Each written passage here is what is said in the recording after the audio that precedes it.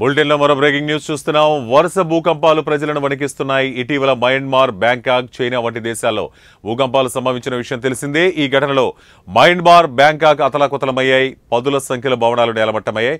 వందలాది మంది మృత్యువాత పడ్డారు. ఈ ఘటన మరొక ముందే పాకిస్తాన్లో భూకంపం చోటు చేసుకుంది. పాకిస్తాన్లోని బలూచిస్తాన్ ప్రాంతంలో 4.6 తీవ్రతతో భూకంపం సంభవించింది. బలూచిస్తాన్లోని ఓతల్ నగరానికి తూర్పు ఆగ్నేయంగా 65 కిలోమీటర్ల దూరంలో భూకంపం కేంద్రం ఉందని యుఎస్జిఎస్ తెలిపింది.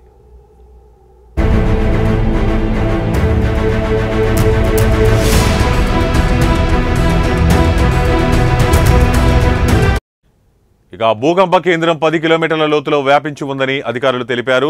భూకంపం కారణంగా ఆస్తి, ప్రాణ నష్టం జరిగినట్లు ఇంకా తెలియరాలేదు. అయితే కరాచీలో కూడా భూకంప ప్రకంపనలు సంభవించాయని కొంతమంది సోషల్ మీడియాలో పేర్కొన్నారు. భూకంప తీవ్రత ఎక్కువగా ఉండడంతో అంతా ఊపిరి పీల్చుకున్నారు. రోజుల వ్యవధిలోనే భూకంపాలు సంభవిస్తుండటంతో ప్రజలు ప్రాణాలు అరచేతులు పెట్టుకుని బిక్కుబిక్కుమంటూ గడుపుతున్నారు.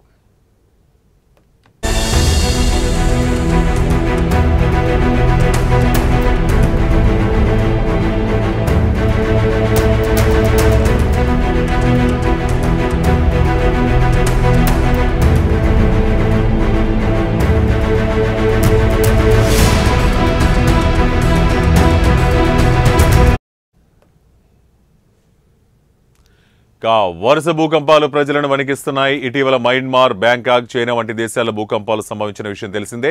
ఈ ఘటనలో మయన్మార్, బ్యాంకాక్ అతలాకుతలమయ్యాయి. పదుల సంఖ్యలో భవనాలు నేలమట్టమయ్యాయి. వందలాది మంది మృత్యువాత పడ్డారు. ఈ ఘటన మరొక ముందే పాకిస్తాన్లో భూకంపం చోటు చేసుకుంది. పాకిస్తాన్లోని బలూచిస్తాన్ ప్రాంతంలో 4.6 తీవ్రతతో భూకంపం సంభవించింది. బలూచిస్తాన్లోని ఓతల్ నగరానికి తూర్పు ఆగ్నేయంగా 65 కిలోమీటర్ల దూరంలో భూకంప కేంద్రం ఉందని యుఎస్జిఎస్ తెలిపింది. భూకంప కేంద్రం 10 కిలోమీటర్ల లోతులో వ్యాపించి ఉందని అధికారులు తెలిపారు. భూకంపం కారణంగా ఆస్తి, ప్రాణ నష్టం జరిగినట్లు ఇంకా తెలియరాలేదు. కరాచీలో కూడా భూకంప ప్రకంపనలు సంభవించాయని కొంతమంది సోషల్ మీడియాలో పేర్కొన్నారు. భూకంప తీవ్రత తక్కువగా ఉండడంతో అంతా ఊపిరి పీల్చుకున్నారు. రోజుల వ్యవధిలోనే భూకంపాలు సంభవిస్తుండటంతో ప్రజలు ప్రాణాలు అరచేతులు పెట్టుకుని బిక్కుబిక్కుమంటూ గడుపుతున్నారు.